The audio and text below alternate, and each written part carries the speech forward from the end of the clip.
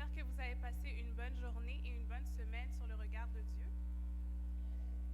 Il me fait plaisir de vous accueillir en cette 6e soirée de la semaine de prière de la jeunesse qui a pour thème « Reviens, Dieu veut que tu reviennes ». Je crois que Dieu vous a bénis lors des soirées précédentes et je suis convaincue que Dieu a encore d'autres bénédictions pour nous ce soir. Je profite aussi de l'occasion pour vous souhaiter un bon sabbat à tous. Sans plus tarder, je vous invite à vous mettre debout pour entonner le chant avec le groupe de chantres.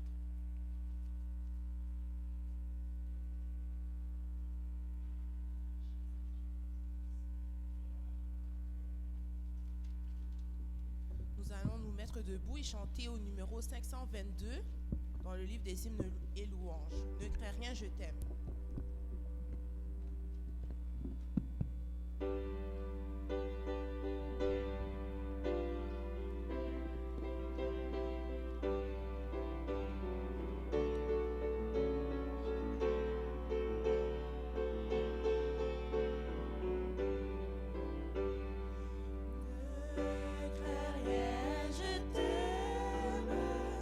Je suis avec toi.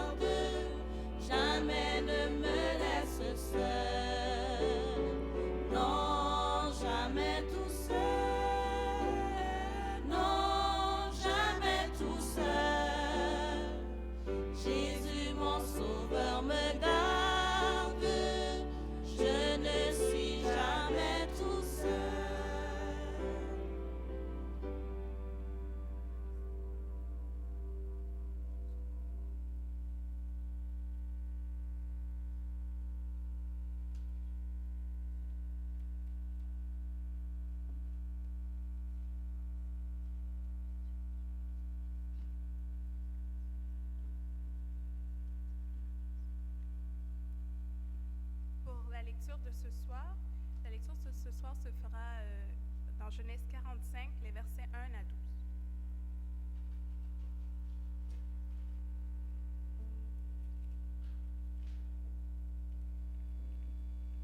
Genèse 45, versets 1 à 12.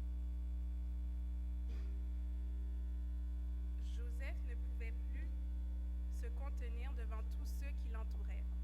Il s'écria: « Faites sortir tout le monde. » Il ne resta personne avec Joseph quand il se fit connaître à ses frères. Il éleva la voix en pleurant. Les Égyptiens l'entendirent et la maison de Pharaon l'entendit. Joseph dit à ses frères: « Je suis Joseph. Mon père vit-il encore ?» Mais ses frères ne purent lui répondre, car ils étaient troublés en sa présence. Joseph dit à ses frères: « Approchez-vous de moi. » Et ils s'approchèrent. Ils dirent: « Je suis Joseph, votre frère, que vous avez vendu pour être mené en Égypte. Maintenant, ne vous affligez pas, ne soyez pas fâchés de m'avoir vendu pour être conduit ici, car c'est pour vous sauver la vie que Dieu m'a envoyé devant vous. Voilà 2 ans que la famine est dans le pays, et pendant 5 années encore, il n'y aura ni labour, ni moisson. Dieu m'a envoyé devant vous pour vous faire subsister dans le pays et pour vous faire vivre par une grande délivrance. Ce n'est donc pas vous qui m'avez envoyé ici, mais c'est Dieu.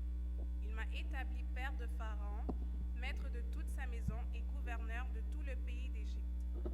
Hâtez-vous de remonter auprès de mon père, et vous lui direz: Ainsi a parlé ton fils Joseph. Dieu m'a établi seigneur de toute l'Égypte. Descends vers moi, ne tarde pas.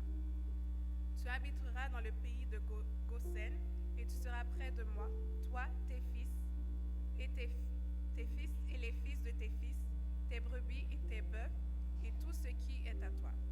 Là je te nourrirai, car il y aura 5 années de famine, et ainsi tu ne périras point, toi, ta maison et tout ce qui est à toi. Vous voyez de vos yeux, et mon frère Benjamin voit de ses yeux, que c'est moi-même qui vous parle. Racontez à mon père. Excusez-moi, ça s'arrêtait au verset 12. Donc maintenant, nous allons nous mettre en groupe par groupe de 2 afin de prier.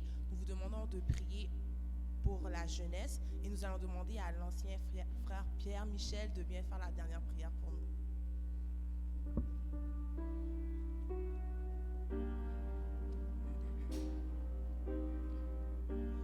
Mon seul abri, c'est toi. Toujours mon cœur te chantera, car tu me délivres, et chaque fois que j'ai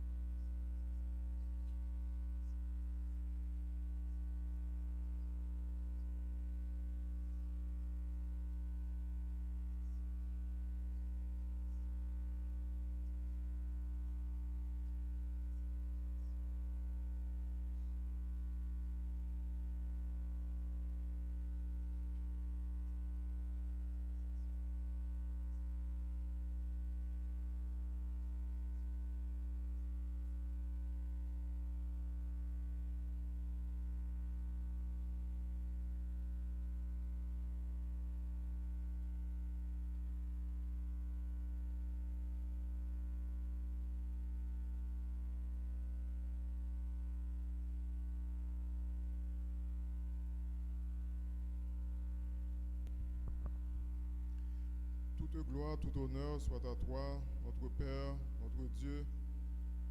Nous voulons te remercier infiniment de ce que tu nous as fait grâce, la grâce d'être ici, la grâce de te connaître, la grâce d'être en ta présence, la grâce de pouvoir étudier ta parole, de pouvoir mieux te comprendre, de pouvoir vivre par la foi, de pouvoir garder ta loi en l'observant, pour pouvoir te montrer notre obéissance à toi, non pour être sauvé, mais parce que tu nous as déjà sauvés par la foi que nous avons en Jésus-Christ, par son sacrifice sur le bois infâme du calvaire.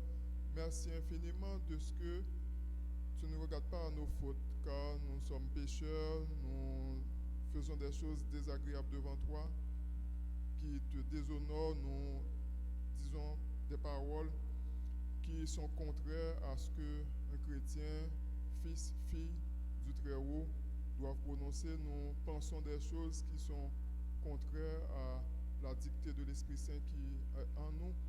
Nous te demandons de nous pardonner, de nous purifier, de nous laver dans le sang expiatoire de Jésus. Et Seigneur, nous te demandons de nous aider à marcher dans le droit chemin, à marcher dans la droiture, à marcher dans la justice, dans l'humilité devant toi. Merci de ce que tu as rassemblé l'église de la Fontaine encore une fois ce soir, l'église de Saint-Léonard à Val-d'Homme. Merci pour cette jeunesse qui marche devant toi. Nous savons que ce n'est pas facile ici-bas. Rien n'apparaît droit devant eux, Seigneur, et c'est ce qu'ils ont, nos jeunes, comme exemple des choses mauvaises, des personnes qui les dirigent, soit à l'école, soit au travail, qui les invitent à faire des choses vraiment déshonorantes devant toi.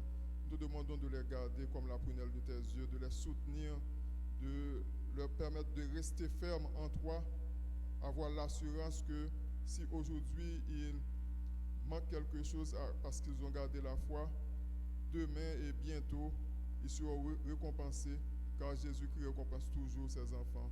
Il récompense toujours celui qui reste attaché à lui.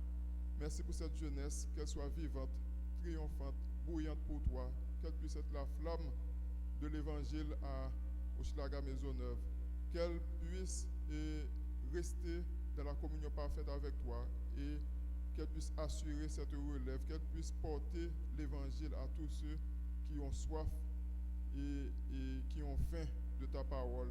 Papa, merci infiniment pour ce soir, lorsque tu as choisi ta bien-aimée, la directrice de la jeunesse, Sœur Yolène, pour parler en ton nom, qu'elle puisse être animée et contrôlée par l'Esprit Saint et que nous qui sommes ici, adultes, jeunes, vieux, puissent être édifiés à sa lutte. Seigneur, sanctifie-nous. Alors que nous entrons dans le Saint Sabbat, que tu daignes nous aider à rester dans l'esprit du sabbat et que nous puissions t'honorer, te bénir, t'adorer en esprit et en vérité, que nos actes, nos paroles, nos pensées puissent converger vers l'adoration. Accepte notre prière, c'est au nom de Jésus que nous te prions. Amen.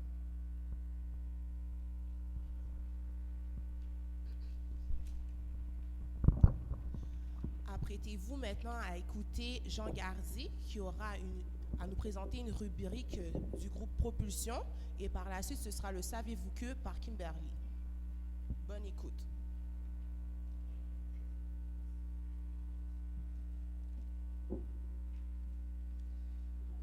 Chers membres d'église, bonsoir.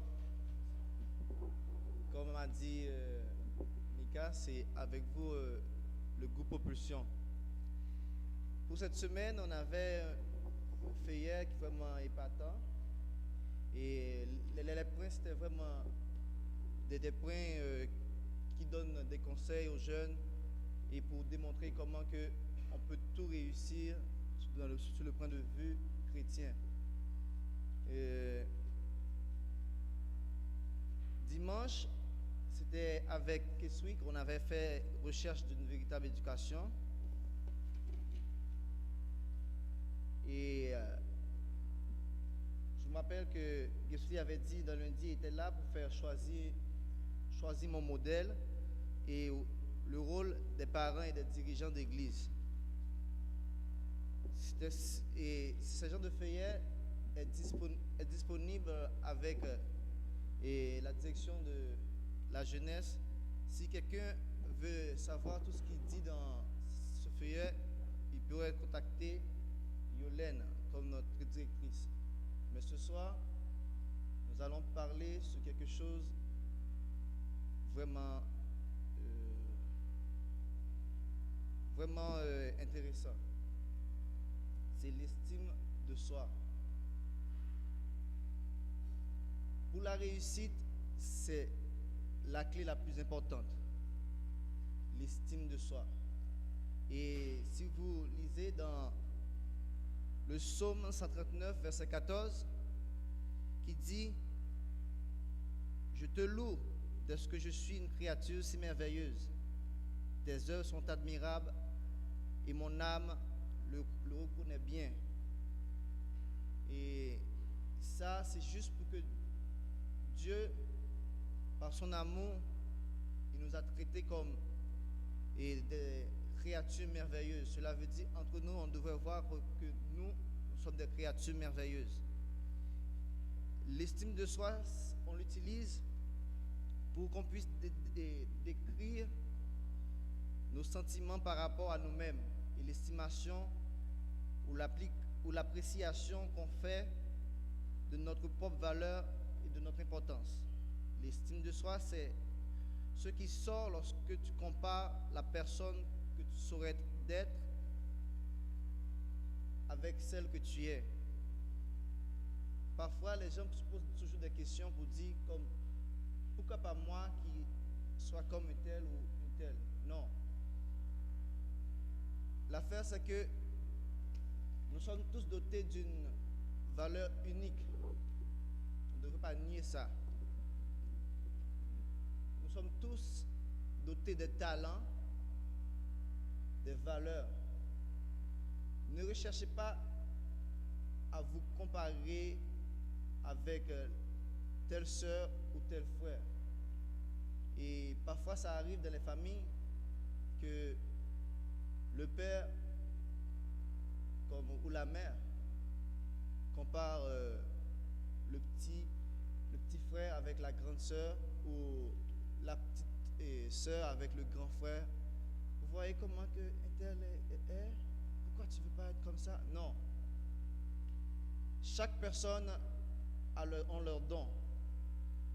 Et on pourrait dire que il y a des gens qui ont des dons de déclamer, des gens qui ont des dons de prêcher, mais il y a aussi des dons comme quelqu'un qui est à l'église, mais qui sait bien nettoyer,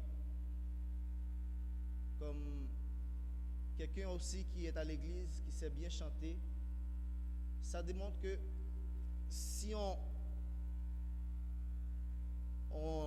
donne valeur à nos capacités, là que on ne néglige pas vraiment la valeur qui est en nous. Arrêtez de comparer les gens entre eux. Pécheurs que nous sommes, ceci n'empêche pas d'être une créature si merveilleuse aux yeux de Dieu. Cette dernière ne changera de nous aider à améliorer nos points faibles et à changer nos mauvais caractères pour devenir comme le fils de la voisine ou du voisin, ou pour devenir l'être unique que nous sommes. Aujourd'hui, le groupe Opulsion apporte des conseils à vous pour dire que il n'y a personne d'entre nous qui sont nuls. Nous sommes tous des créatures merveilleuses aux yeux de Dieu. Et comme dernier conseil que le groupe Opulsion a apporté sur ce sujet, il dit que vous devez vous regarder chaque jour. C'est un peu drôle dans un miroir pour voir comment que Dieu t'a fait, comme Dieu vous a créé comme si merveilleuse. Vous êtes une créature merveilleuse. Remercie Dieu pour tout ce qu'il a fait pour vous. Remercie Dieu parce que ta valeur et tes dons sont utiles. C'est pas l'étude que tu as fait qui te fait la personne, l'étude que tu as fait pour faire plaisir à tes parents qui te fait la personne que tu es. C'est ce que ton cœur désire et ce que tu aimeras toujours être comme.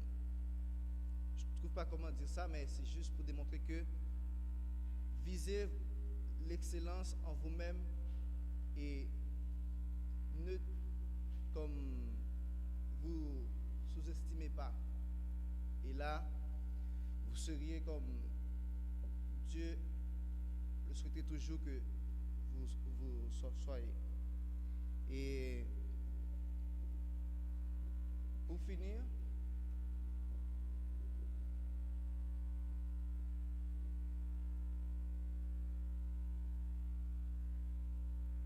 et le groupe Opulsion a aussi dit qu'il n'y a pas de métier noble que d'être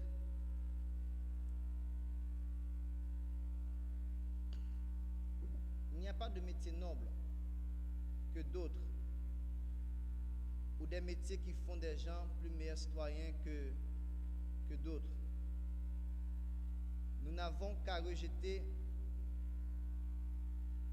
un coup d'œil sur nous-mêmes et voir nos valeurs et nos dons et les mettre en valeur.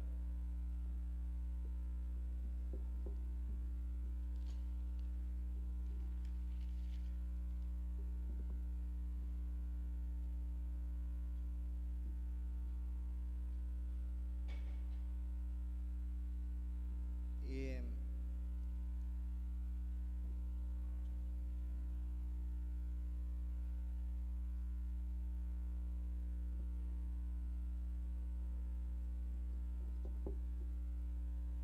la réussite sur le point de vue chrétien, c'est de vivre selon les ordonnances de Dieu et de les mettre en pratique. Que Dieu vous aide à bien comprendre ces ordonnances et que nous puissions avancer dans sa gloire. Bonne soirée.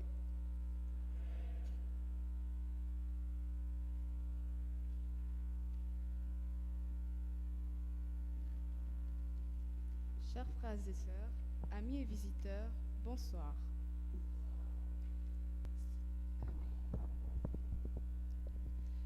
Saviez-vous que certains aliments peuvent contribuer à la santé et à l'éclat de notre peau? Voici des vitamines et minéraux qui peuvent contribuer à avoir une belle peau. L'acide gras essentiel. Son bienfait pour la peau et la souplesse. On en retrouve dans les noix, dans les huiles de noix et dans le poisson. La vitamine A apporte le renouvellement de la peau. On en retrouve dans les carottes, les patates douces, les poivrons rouges, les épinards, les mangues, les abricots, les cantaloupes, etc. La vitamine C, lui, il prévient le vieillissement de la peau. On en retrouve dans les agrumes comme les oranges, les citrons, la lime, dans les kiwis, dans le poivron, dans les fraises. La vitamine E protège la structure des cellules de la peau. On en retrouve dans les germes de céréales, dans les graines, dans les noix et leurs huiles. Comme minéraux, nous avons les sélénium. Son bienfait pour la peau, c'est le ralentissement du vieillissement. On en retrouve dans l'abat, dans le poisson et dans les œufs. Ensuite, nous avons le fer qui apporte l'oxygénation de la peau. On en retrouve dans les produits céréaliers enrichis, dans les légumineuses, dans les fruits séchés, dans les noix. Pour conclure, on a le zinc.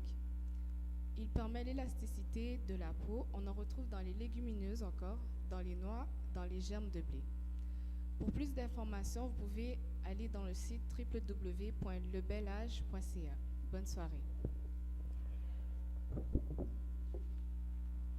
Nous remercions Kimberly et Jean Gardy pour leur capsule très intéressante. J'espère que vous allez prendre les conseils en considération.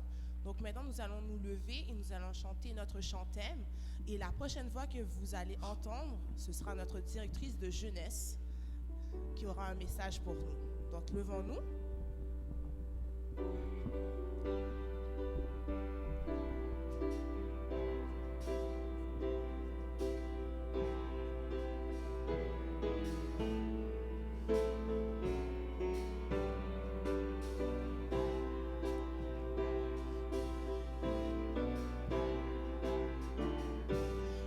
pas un Dieu qui fut créé par des mains humaines.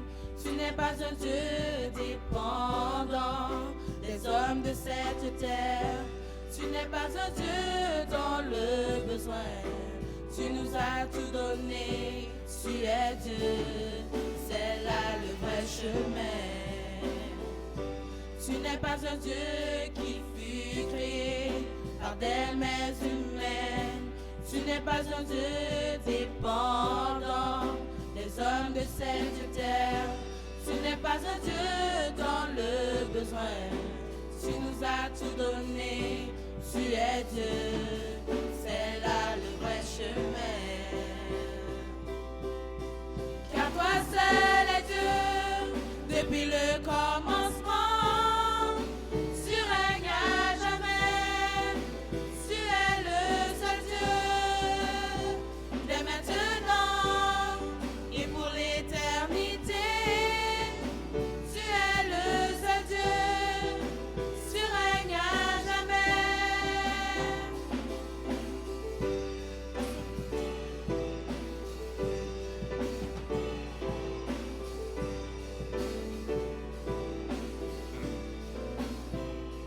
Toi seul tu es Dieu, toi seul tu es Dieu et personne n'est comparable à toi. Toi seul tu es Dieu et je te loue infiniment. Toi seul tu es Dieu et digne, tu nous as tout donné. Tu es Dieu, c'est là le vrai chemin. Car toi seul est Dieu depuis le commencement. Tu règnes à jamais. Tu es le seul Dieu dès maintenant et pour l'éternité. Tu es le seul Dieu. Tu règnes à jamais. Tu es omnipotent. Omnipotent. Compatissant. Compatissant. Tu es amour. Tu es il n'est comme toi. Il n'est comme toi. Tu es omnipotent. Omnipotent. Compatissant. Compatissant. Tu es amour. Tu es il n'est comme toi. Il n'est comme toi. Car toi seul est Dieu depuis le commencement. Tu règnes à jamais. Tu es le seul Dieu dès maintenant et pour l'éternité. Tu es le seul Dieu. Tu règnes à jamais. Tu es omnipotent. Omnipotent. Compatissant. Compatissant. Tu es amour. Tu es comme toi. Il n'est comme toi. Tu es omnipotent. Omnipotent. Compatissant. Compatissant. Tu es amour. Tu es comme toi. Il est comme toi. Car toi seul est Dieu depuis le commencement. Tu règnes à jamais. Tu es le seul Dieu dès maintenant et pour l'éternité. Tu es le seul Dieu. Tu règnes à jamais.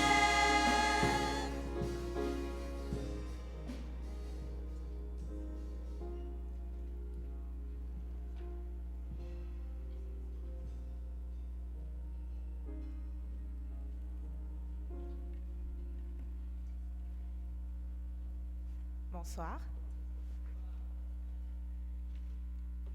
Je suis ici devant vous parce que le comité de la jeunesse m'a choisi pour parler ce soir. Je vous demanderai d'être indulgente avec moi parce que voilà, j'ai pas l'habitude de prêcher. Alors, habituellement, je suis avec les chantres, mais aujourd'hui, je suis devant vous pour vous amener le message que le Seigneur va me donner. On va juste courber la tête et fermer les yeux pour une courte prière. Merci Seigneur de nous avoir bénis durant la semaine. Tu nous as permis de venir soir après soir afin d'écouter ta parole, Seigneur. Aujourd'hui, c'est moi que tu as choisi, Seigneur, afin que tu puisses mettre ton Saint-Esprit en moi, afin que tu puisses parler à travers moi, afin que les membres d'Église puissent être touchés par ta parole et fait qu'il puisse être édifié à salut. Bénis-nous, protège-nous encore une fois, au nom de Jésus qui vit, qui rend ce qui est sec. Amen. Alors, je vais commencer ma prêche en vous racontant une histoire. C'est l'histoire d'Orville. C'est un jeune garçon qui vient à l'église. Il joue très bien de la guitare, du clavier. Il a aussi beaucoup d'intérêt pour la batterie. Cependant, à son église, il ne lui laissait pas jouer à la batterie lors du culte parce qu'ils étaient très conservateurs. Néanmoins, comme il savait jouer de la batterie, une église à proximité lui demandait souvent de venir jouer dans leur église pour leur service. Dans l'église d'Orville, il y a beaucoup de jeunes actifs. Les explorateurs, les chefs guides, les ambassadeurs et les jeunes adultes sont très actifs. Orville était aussi à l'avant-plan du leadership dans plusieurs de ses activités. Il excellait aussi au plan académique. Comme il était très intelligent, engagé et recherchait le meilleur, il aimait organiser des activités. Cependant, il y a beaucoup de gens dans son église qui pensaient qu'il était fier et s'opposaient à lui. Chaque chose que Orville faisait à l'église, il y avait toujours des personnes pour critiquer ou pour dire une remarque négative.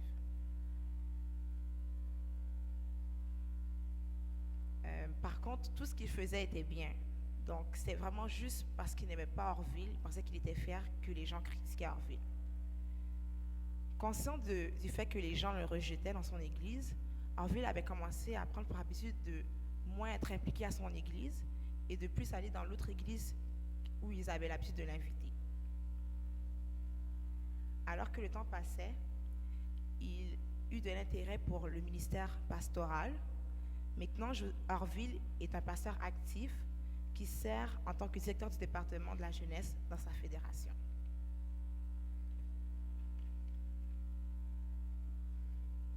Des expériences comme Orville, on en entend parler souvent. Parfois, nous aussi, à l'Église, nous faisons une sélection de certains jeunes que nous pensons qu'ils peuvent être mieux que d'autres jeunes. Pourtant, Ellen White nous dit dans Conseil aux éducateurs et aux étudiants, comment discernerions-nous les plus prometteurs, ceux qui rendraient à Dieu le meilleur service? Nous risquerions de nous fier aux apparences, comme Samuel lorsqu'il a été envoyé à la recherche de loin du Seigneur. Quand les nobles fils de Jesse se sont présentés à lui et que son regard est tombé sur la mine superbe et la belle stature du fils aîné, il lui a semblé reconnaître loin du Seigneur. En gros, il ne faut pas se fier à l'apparence. Ce n'est pas parce que quelqu'un a l'air de ça que nécessairement ça veut dire que cette personne-là est comme ça. On dit aussi que les enseignants de Thomas Edison lui disaient qu'il était trop stupide pour apprendre quelque chose. Pourtant, plus tard dans les années, Edison détient plus de 1000 brevets et inventa des appareils qui changèrent le monde, comme la lampe électrique et les caméras. Des milliers de jeunes n'ont plus la foi aujourd'hui à cause du rejet, de la jalousie et des prédictions négatives que les gens avaient d'eux-mêmes. Alors que d'autres restent en dépit des réactions négatives qu'ils reçoivent, comme Orville. Ma mère m'a toujours dit que tu ne vas pas à l'église pour les gens. Même si les gens disent quoi que ce soit sur toi, toi tu sais pourquoi tu viens à l'église. Mais psychologiquement, ce n'est pas toujours le cas. La réalité est tout autre.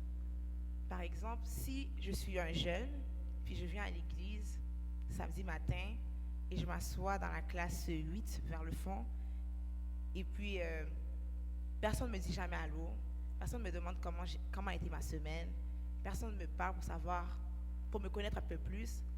Au fur et à mesure que je vais venir le samedi, je vais perdre de l'intérêt, même si je sais que j'aime Dieu et que je viens pour lui. Juste le fait de savoir que je vais à l'église le matin et que les gens vont m'ignorer ou vont pas faire attention à moi, ça va me faire du mal. Et peut-être qu'à force, la personne ne va plus vouloir venir à l'église.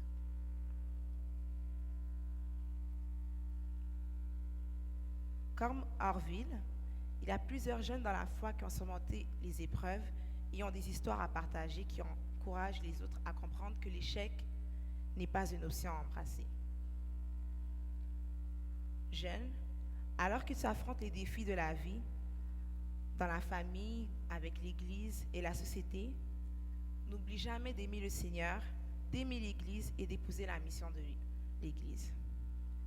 Quels que soient les obstacles que tu rencontres, n'oublie pas que Dieu est là avec toi. Le Seigneur ne va pas te laisser tomber sur une roche que tu ne pourras pas te relever par la suite après. Il sera toujours là pour toi.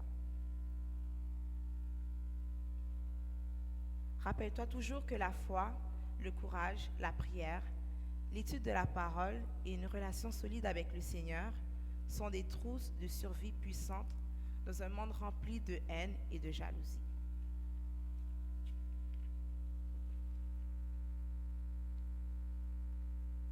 Vous connaissez tous l'histoire de Joseph? Oui. Joseph? Oui. Eh bien, dans l'histoire de Joseph, ses frères ne l'aimaient pas. Pourquoi? Eh bien, j'ai relevé plusieurs éléments dans l'histoire de Joseph qui font que ses frères ne l'aimaient pas.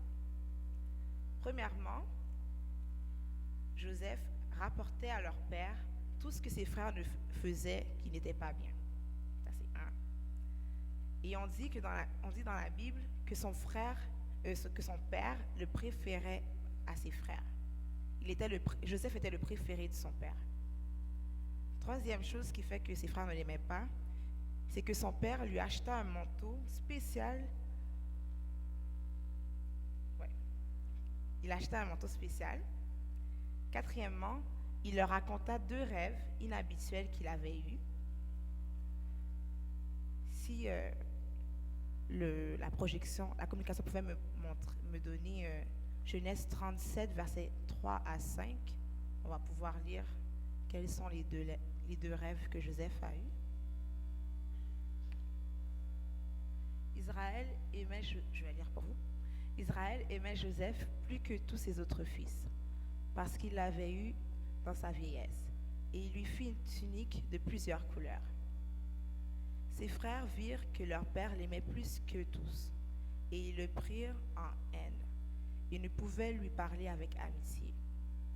Joseph eut un songe, et il le raconta à ses frères, qui le haïrent encore davantage.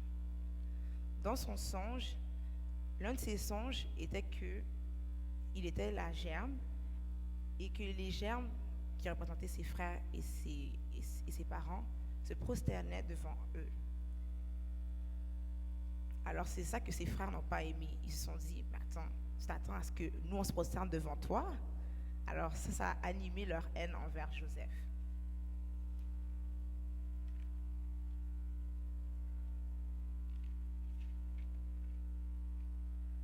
Lorsque le père de Joseph l'envoya à Dothan chercher ses frères, on a pu voir l'ampleur du rejet de ses propres frères. L'esprit de prophétie déclare: ceux-ci, le voyant de loin, ne songèrent ni à sa lassitude après un si long parcours fait à leur intention, ni au devoir de l'hospitalité et de l'affection. La vue de la tunique bigarrée, signe de la préférence paternelle, exaspéra jusqu'à la frénésie leur amertume et leur haine. Alors, les frères sont ensemble, ils voient Joseph marcher de loin, puis ils se disent: « Oh non, là, c'est fini. On est tanné de Joseph, comme on en a marre de Joseph, il faut qu'on fasse quelque chose. » Et ils décident ensemble de tuer Joseph. Par contre, grâce à Ruben, l'un de ses frères, il eut un plan délibéré pour sauver Joseph. Alors, ce que les frères de Joseph firent, ils prirent Joseph, ils enlevèrent la tunique de Joseph et jetèrent Joseph dans un puits. Ensuite, il le vendit. Il devint une marchandise qu'on alla vendre en Égypte. Avec la tunique, les frères égorgèrent un bouc et prirent la tunique de Joseph, la trempèrent dans le sang et la portèrent au père de Joseph. Et ils lui dirent: regarde pour voir si c'est la tunique de ton fils. Et effectivement, c'était la tunique qu'il avait achetée pour Joseph. Et le père de Joseph se mit à pleurer. Il dit même, je serai encore en deuil quand je rejoindrai mon fils dans le monde des morts. Alors en plus de la souffrance que les frères ont apportée à Joseph, son père aussi souffrit à cause qu'il pensait que Joseph était mort. En ce moment, alors que plusieurs d'entre vous souffrent à cause du rejet, de la cruauté, de la haine ou de la rancune, n'oubliez pas que votre Père céleste comprend votre peine et connaît vos souffrances. Tout comme Joseph, accrochez-vous à vos rêves.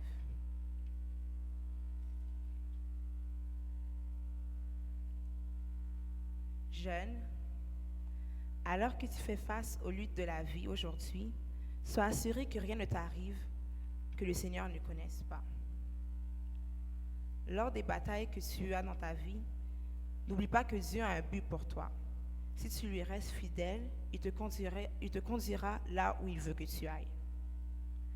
Un pasteur a déjà dit, qui ici veut une maison? Alors je vous pose la question, qui ici veut une maison?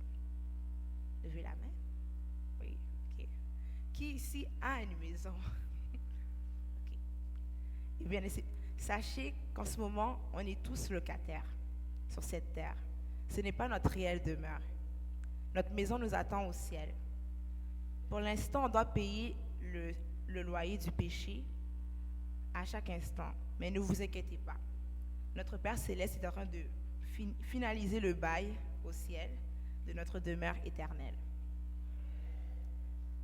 Notre maison est en route.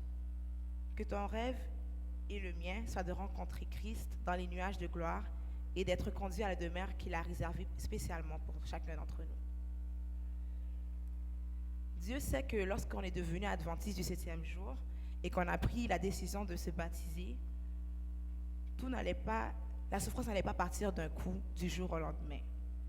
Il savait qu'on serait encore persécuté, qu'on aurait encore des problèmes, qu'on aurait encore des doutes, des tentations, des craintes et des soucis. Mais jeune, tu ne dois pas perdre de vue que là où tu es n'est pas là où tu vas. Tu dois t'accrocher à tes rêves. Ce n'est pas parce qu'aujourd'hui tu tombes que tu vas rester à terre. Dieu n'envoie pas d'obstacles que tu ne peux pas relever. Dans la situation de Joseph, qui est vendu comme esclave, il y a beaucoup de personnes qui seraient désespérées et qui auraient peur pour leur vie. Mais Joseph n'oublia pas les promesses que Dieu avait faites pour lui. Il n'oublia pas son rêve. De même pour vous, jeunes, n'oubliez pas les promesses que Dieu nous donne et surtout n'oubliez pas vos rêves.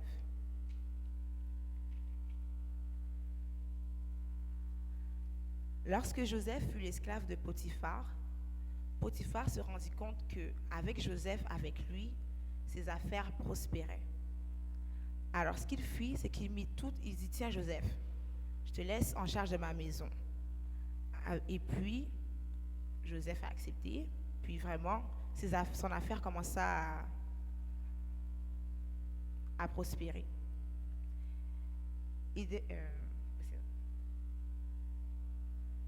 Oui, et lorsque le pharaon, plus tard, demanda où pouvons-nous trouver un tel homme qui pourrait diriger avec intégrité et courage? Potiphar n'hésita pas une seconde. Il connaissait l'homme que le pharaon avait besoin. Il dit, cet homme est rempli de l'Esprit de Dieu. Pourrions-nous trouver quelqu'un de plus compétent que lui? C'était Joseph. Joseph était l'homme dont parlait Potiphar. Et Joseph dit que la principale clé de son succès, c'est qu'il craint Dieu.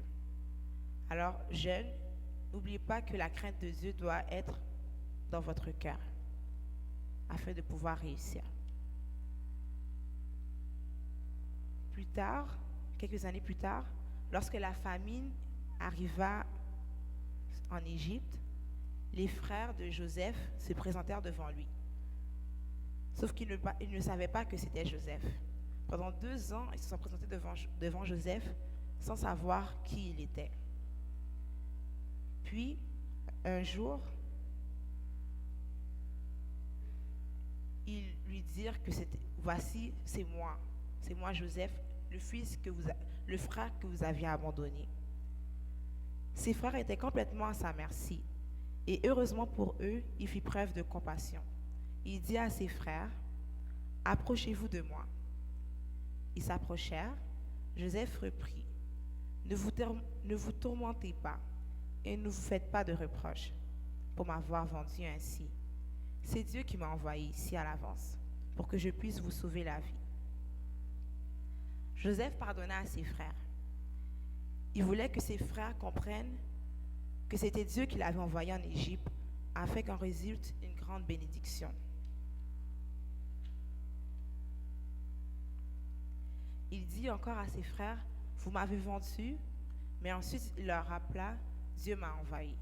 Dieu m'a envoyé dans ce pays avant vous, pour que vous puissiez y avoir des descendants et y survivre. C'est une merveilleuse délivrance.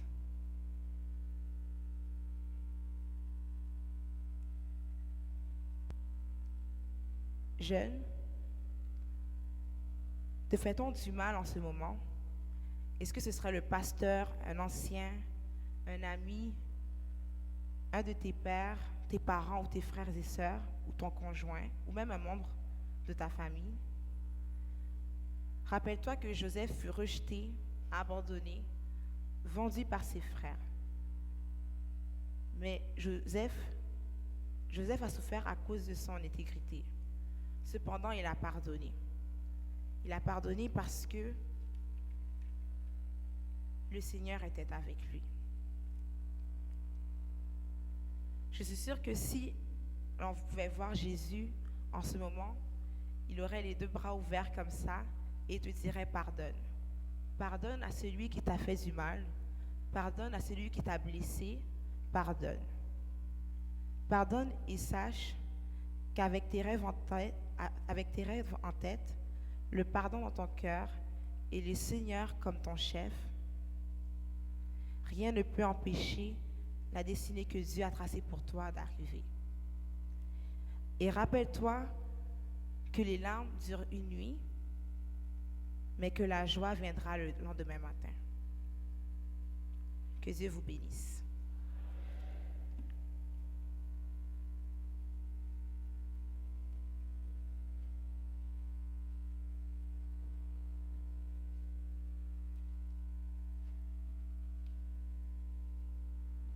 Nous remercions la sœur Yolène pour ce très bon message. Donc maintenant, nous allons nous lever et chanter le chant final. Ce sera « Quelle assurance ?» Et après, nous allons prier avec sœur Yolène pour terminer la soirée.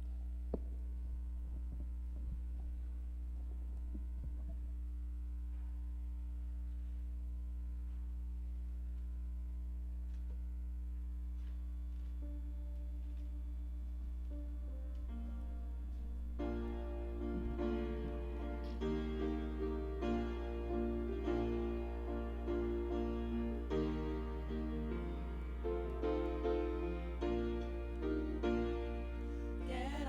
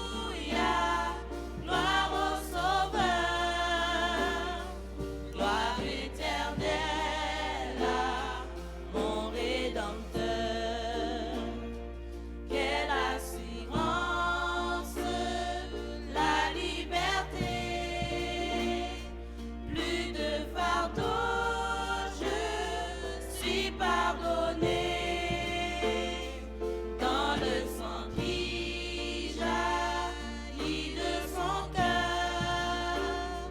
Je suis plongé, c'est pour le pécheur. C'est mon cantique, c'est mon histoire. Alléluia, je chante à sa gloire. Gloire, alléluia, gloire au Sauveur. Gloire éternelle à mon Rédempteur. Quelle assurance, je suis joyeux. Déjà mon nom est inscrit aux cieux. L'amour céleste remplit mon cœur. Depuis mon abandon au Sauveur. C'est mon cantique, c'est mon histoire. Alléluia, je chante à sa gloire. Gloire, alléluia, gloire au Sauveur. Gloire éternelle à mon Rédempteur.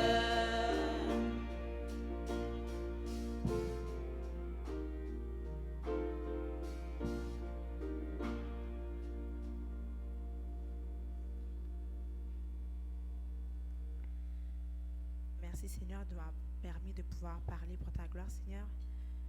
Fais que tu puisses nous bénir par ta parole, Seigneur. Je te demande de bénir chacun d'entre nous que nous allons bientôt rentrer dans nos demeures respectives. Fais que tu puisses nous protéger sur la route. Fais que demain matin nous puissions tous venir pouvoir t'adorer dans ton Saint-Temple. Fais que tu puisses bénir la jeunesse de ton Église, Seigneur.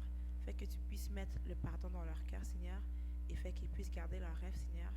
Et qu'ils n'oublient pas tes paroles, tes promesses, Seigneur. Je te demande de nous bénir encore une fois, de nous protéger. Pardonne nos péchés et nos iniquités. Aide-nous à pouvoir commencer au nom de Jésus qui vit grand que c'est au siècle des siècles. Amen.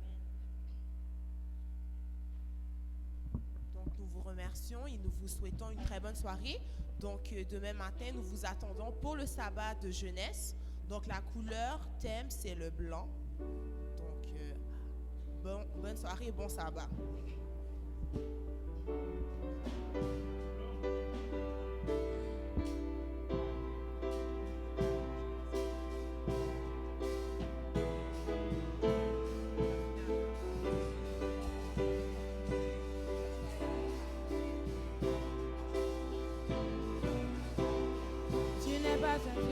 Tu n'es pas un Dieu qui fut créé par des mains humaines. Tu n'es pas un Dieu dépendant des hommes de cette terre. Tu n'es pas un Dieu dans le besoin. Tu nous as tout donné. Tu es Dieu, c'est là le vrai chemin. Tu n'es pas un Dieu, tu n'es pas un Dieu qui fut créé par des mains humaines. Tu n'es pas un Dieu dépendant des hommes de cette terre. Tu n'es pas un Dieu dans le besoin. Tu nous as tout donné. Tu es